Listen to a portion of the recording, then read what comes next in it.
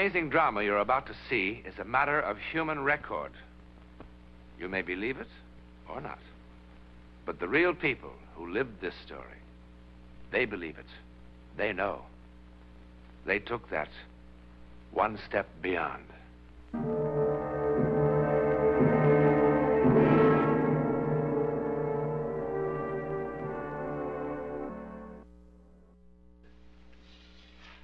Here in this warm, secure London house, early April 1912, began the bizarre and untold chapter of a news story that would soon stun the civilized world. In this library was an unread book. Coming events cast their shadows before them. Maybe. Remember this book. We'll come back to it later. It might shock you.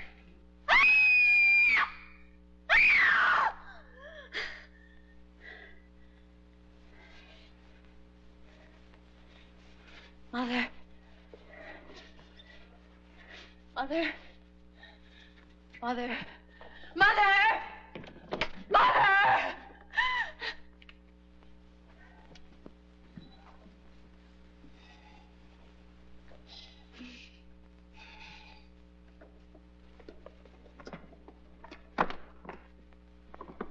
What is it? What's wrong, dear? It was water. Dark water. I was drowning. I couldn't swim anymore. I was drowning. Oh, you've just had one of those old-fashioned nightmares. Oh, no. I don't blame you. All this excitement about the wedding. No wonder. Eric was there. And I couldn't find him in the dark. And the water closed in over me. What does it mean? Nothing. Absolutely nothing. And in 4 days you'll be married and in Switzerland on your honeymoon. The happiest bride that ever was. And you can't drown in Switzerland. Nobody ever does. All they do is bang into trees on those foolish skis. But drowning? No. It was all so clear to me. And I could feel the water. It was like ice. Now, if you must dream, I order you to dream only pleasant things. Eric, your wedding dress, and how happy you're going to be. Promise? That's better. Now, come on back to bed. But I couldn't find him. I couldn't find Now, him. that is enough, darling. And I shouldn't worry Eric with this. He's been trying so hard to make everything wonderful for you. There. Now. Good night, dear. And no more nightmares.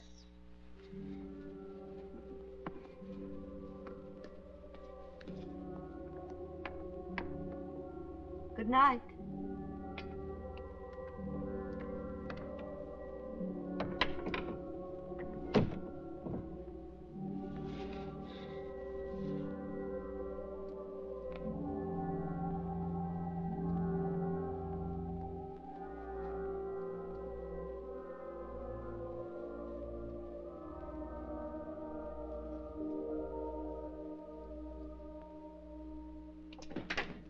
Good morning, Emily. Is the future Mrs. Farley about? Grace? Eric. Well. I know it's early, but I wanted to see what my wife would look like in the mornings. Ugly. Would you like some coffee, darling? I'd love some. You like surprises, don't you, darling? I love them. Come on, surprise me. It's about our honeymoon. The honeymoon? We're not going to Switzerland. We're not. Well, where are we going? We're going to America. To New York City. New York? Eric. Now, why don't you ask me how we're going to get there? Swim? Rowboat? Raft? All right, darling, how? That's how. Stateroom 111B, boat deck, right next door to Mr. and Mrs. John Jacob Astor, no less. On the maiden voyage of His Royal Majesty's ship, Titanic, Southampton to New York, 6 days at sea, next Tuesday. At sea? Oh, just a little sugar, darling. I can't.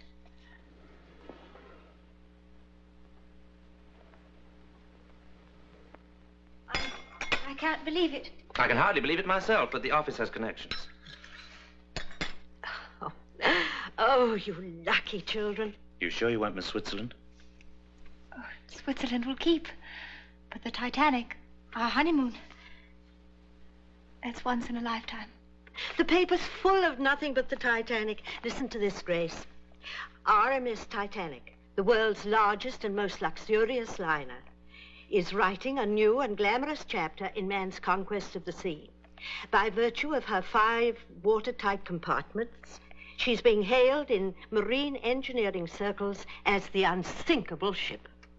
Her first passenger list makes her a floating home for royalty, statesmen, international society, and stars of the theatre and the arts. And Mr. and Mrs. Eric Farley, who are absolutely unknown. And absolutely in love.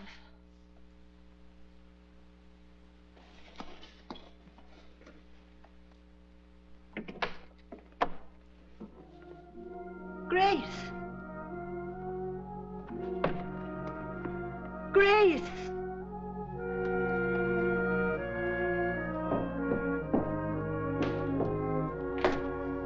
Grace, what is it, darling?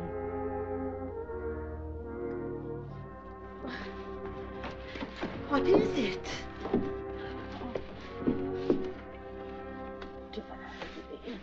Mustn't. We can't go on that ship. It happened again. I dreamed. Now, darling, I do wish you wouldn't. I saw the sea, cold sea. Oh. There were people struggling in the water. Really? Sinking, dying. Grace. And then a huge ship slid down. Down. Now, it's just a bad dream. Besides, that ship couldn't be the Titanic. The Titanic can't sink. Everyone knows that. I saw a lifeboat tossing in the water. There were letters on the side of it. I saw. Really? So clearly I saw the word Titanic on the side of the boat. I did. I did. I did. I did. I did. I did. I did.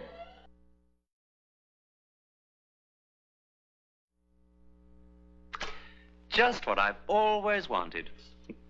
Only my own dear Aunt Agatha would have guessed. Have you ever kept birds, my darling? No, neither have I. You ever thought of keeping birds? Neither have I. Then by all means, write dear Aunt Agatha and tell her she's made us very, very happy. I will.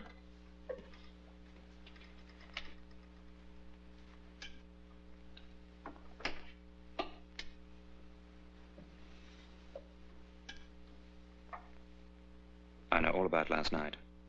And the night before that. Mother told you. I suppose you think I've gone off my head, one of those silly, hysterical women. I think you're a lot overtired and a little over-imaginative. But this isn't my imagination.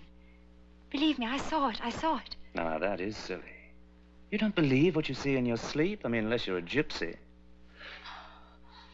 Grace, do you trust me? You know I do. Then don't spoil the happiest time of our whole lives just because of a bad dream. Everything's going to be all right, I promise. I'll take care of you always. Oh, hold me tight, darling. You know, if I didn't know you so well, I'd think that you'd fallen in love with another man, that you didn't want to marry me. I couldn't love anybody but you. Very well, I believe you. Only remember, if there ever is another man, I was one of the best shots in the Coldstream Guards.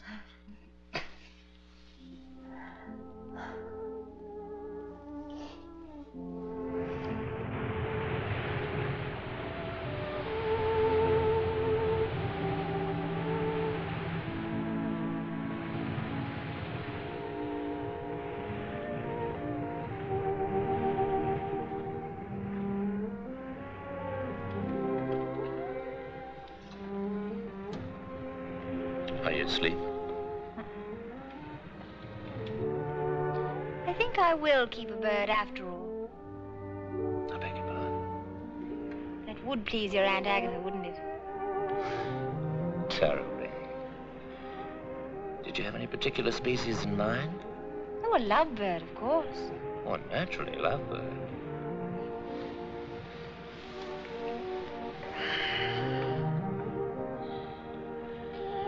Thank you, darling. What for? The 6 most perfect days of my life.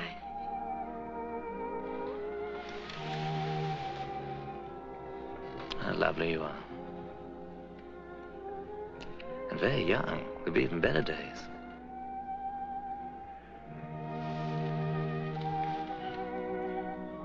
You've forgiven me, haven't you, for those silly scenes I made? I've forgotten the whole thing. I'm glad.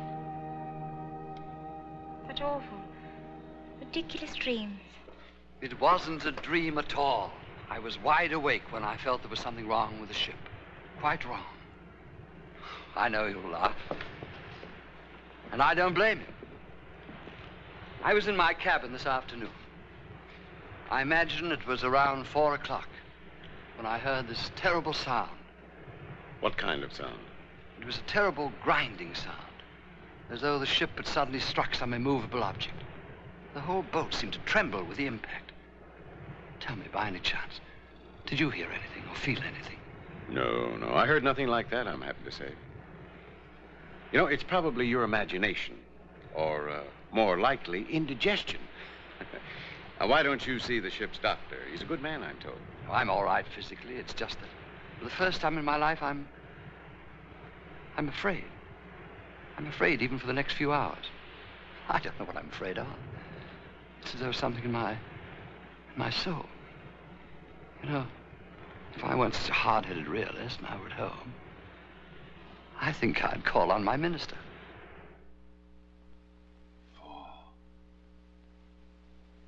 4, 6.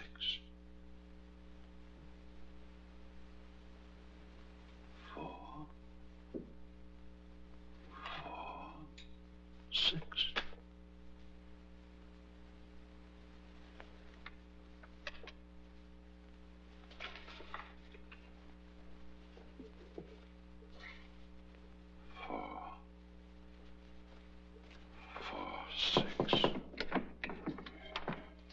Excuse me, Dr. Morgan, but it's nearly time for the service. Miss Parsons, I'd like the congregation to sing hymn number 446 tonight. But, Dr. Morgan, the hymns for tonight are already posted in the church, and the organist... Please, 446. I didn't know that was one of your favorite hymns. It isn't. I don't even know the words. I simply know that we must sing it tonight.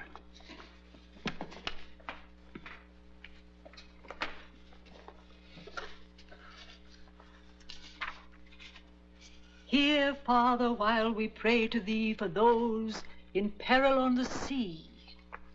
Better we should be praying for our farmers after a winter like this.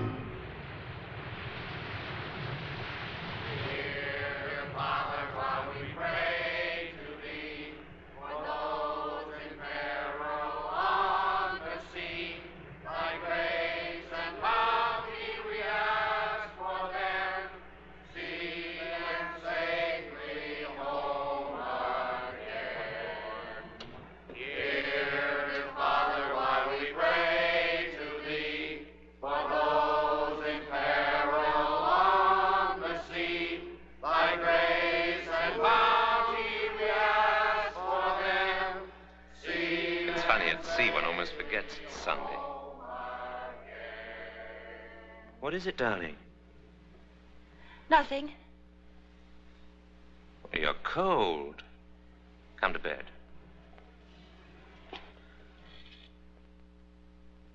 Harry Teller, you're the only man in New York City that's still up. You've been here for 4 hours. I don't know what's wrong with me. Harry, what's this? I thought you were supposed to be drawing pretty girls in the new spring styles. You'll never make the deadline now. I don't know how it happened. I was, I don't know, helpless. Something seemed to be guiding my hand. I can't explain it. You're tired. You've been working too hard. Now, come on. No. No, it's not that.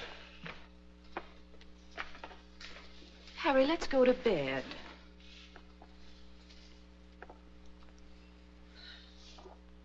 This drawing, it's awful. I don't know who would want it. But you know something? This is the best work you've ever done.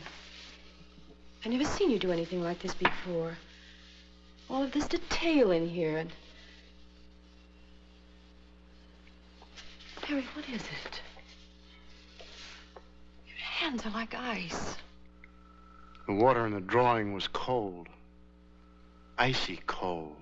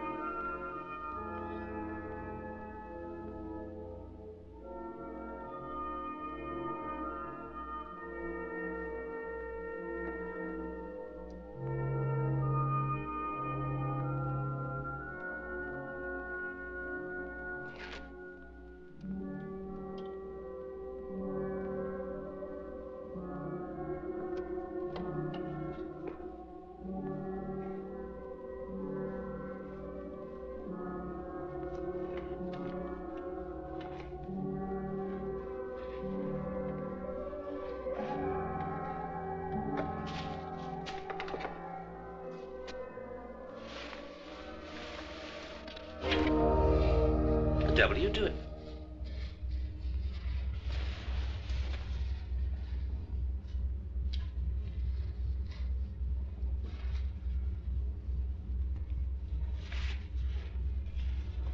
Grace. Grace. Grace.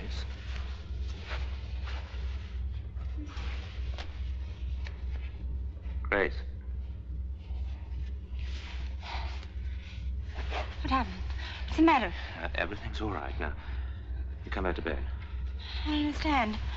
I was sleeping and someone was screaming, hurry, that we need warm clothes. And I must... What's wrong with me? I must be losing my mind. Oh, I'm losing my mind. Darling, you're driving me out of mind, you know. Look, I'm not John Jacob Astor or a member of the nobility. I've saved for 2 years for this trip, wanting it to be a perfect honeymoon, and to have it spoilt by such childish nonsense. Oh, I'm sorry, Eric. I'm sorry. All right, darling, you're forgiven. I just don't make a habit of pitching my best clothes on the floor.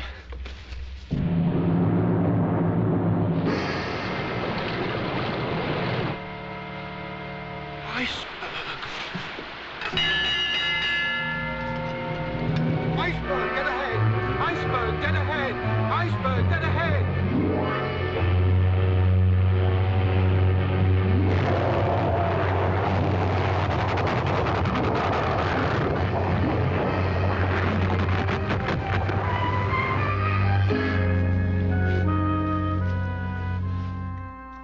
Engine seems to have stopped.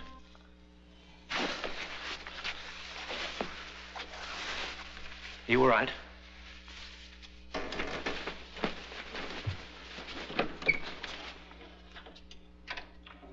Oh, Stuart. Sir. The engine seemed to have stopped. What was it? There was some report of an iceberg, sir. The captain stopped the vessel, sir, just to be on the safe side, you know. What an incredible ship. What service. They run out of ice at the bar, so what happens? We hit an iceberg. Good fresh ice. That's what I like. It's all over the deck. Have a drink, chum. No, thank you. Never seen an iceberg, darling. Shall we go and have a look? That's a good idea. We'll wrap up good and warm. Captain's orders, go to your lifeboat station. Please dress warmly. Now, there's no need to panic. Just take it nice and easy. It's just a precaution, darling. Remember what the captain said tonight? The ship that nothing in the world could sink?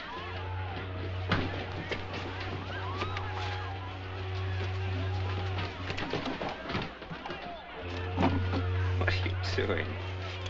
Trying to impress an iceberg with your jewels? Just in case we might not be coming back. Oh, come on.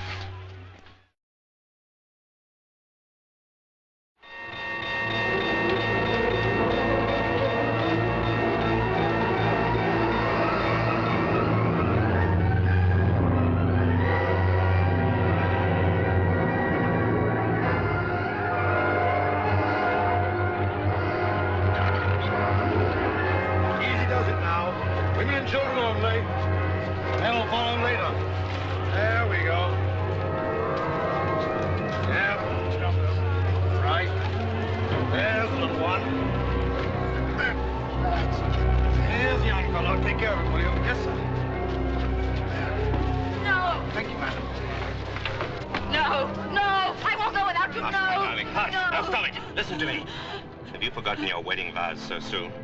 Love, honor, obey. Now you go with the other women in boat 4. I'm sorry. I love our marriage. All 6 days, 5 hours and 20 minutes of it. I even loved our first fight. If you ever have another bad dream, I'll listen to you. Every word. Come, come, madam. It's all right, it's all right.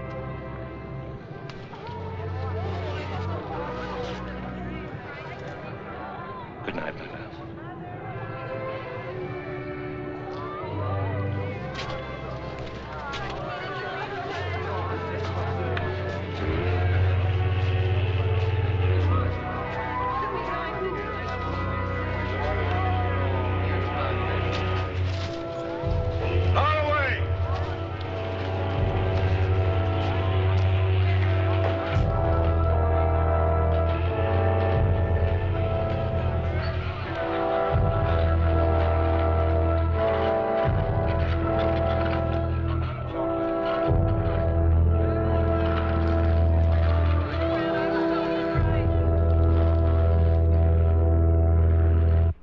Farley never came back to this house.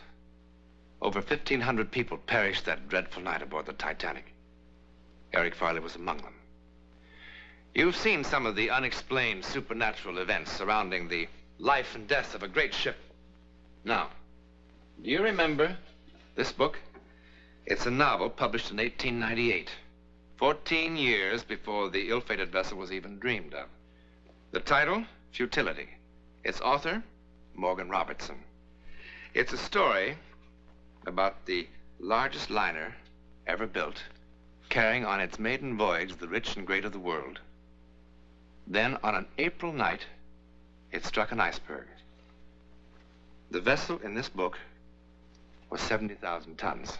The Titanic, 66,000 tons. The length of the ship in these pages, 800 feet. The Titanic, 882 feet. Both made 25 knots. Both carried about 3,000 passengers. Both liners had lifeboats for only a fraction of that number. And both were considered unsinkable. Oh, one more thing. The author called his ship the Titan. In a moment, something else to think about.